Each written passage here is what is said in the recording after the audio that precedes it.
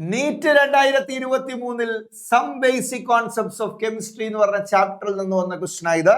The right option for the mass of carbon dioxide produced by heating 20 gram 20% pure limestone. അപ്പൊ limestone calcium carbonate heat ചെയ്യുമ്പോൾ എത്ര carbon dye oxide ഉണ്ടാവും എന്നാ ചോദിച്ചിട്ടുള്ളത്. Balanced equation നിങ്ങളോട് പറയുന്നു, calcium carbonate 1 മോള് heat ചെയ്താൽ 1 മോൾ കാർബൺ ഡൈ ഓക്സൈഡ് ഉണ്ടാവുമെന്ന്. ശരിയാ? 1 മോൾ കാർബൺ ഡൈ ഓക്സൈഡ് കിട്ടാൻ 1 മോൾ കാൽഷ്യം കാർബണേറ്റ് ഹീറ്റ് ചെയ്താൽ മതി. 1 മോൾ കാൽഷ്യം കാർബണേറ്റ് എന്ന് പറഞ്ഞാൽ അതിന്റെ മോളാർ മാസ് എത്രയാ? കാൽഷ്യം 40 ആണ്, കാർബൺ 12 ആണ്, 3 ഓക്സിജൻ 16 × 3 ചെയ്താൽ 100 gram. So 100 gram calcium carbonate ചൂടാക്കിയാൽ 1 മോൾ കാർബൺ ഡൈ ഓക്സൈഡ്, അതായത് 44 gram കാർബൺ ഡൈ ഓക്സൈഡ് നമുക്ക് കിട്ടും. ശരിയാ? എന്നാൽ നമ്മുടെ കയ്യില് 20 gram കാൽഷ്യം കാർബണേറ്റ് ഇല്ല കേട്ടോ. ആ 20 gram കാൽഷ്യം കാർബണേറ്റിന്റെ പ്യൂരിറ്റി ജസ്റ്റ് 20% ആണ്.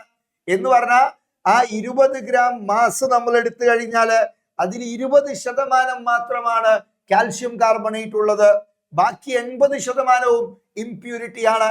അതാണ് പ്യൂരിറ്റി ഓഫ് ദ സാമ്പിൾ എന്നുള്ളത് കൊണ്ട് ഉദ്ദേശിച്ചത്. സോ തന്നിരിക്കുന്ന കാൽഷ്യം കാർബണേറ്റ് സാമ്പിളില് ആക്ച്വലി കാൽഷ്യം കാർബണേറ്റ് എത്രയുണ്ട് എന്ന് ചോദിച്ചാൽ 20% ഓഫ് ദാറ്റ് സാമ്പിൾ ആണ്. 20% ഓഫ് എത്ര ഗ്രാം? 20 gram. എത്ര? 20% of 20 gram. Yes, it is 20/100 × 20 അല്ലെ?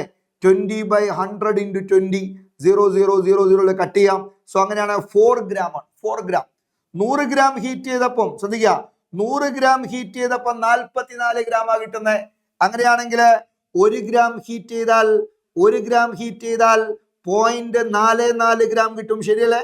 1 gram ഹീറ്റ് ചെയ്താൽ 0.44 gram കിട്ടും. ഡിവൈഡഡ് ബൈ 100 ചെയ്താൽ മതി. 2 ഭാഗവും ഡിവൈഡഡ് ബൈ 100. എന്നാൽ 4 gram ഹീറ്റ് ചെയ്താൽ എത്ര കിട്ടുമോ? 4 gram ഹീറ്റ് ചെയ്താൽ 4 × 0.44 which is 1.76 gram. ഓക്കെ.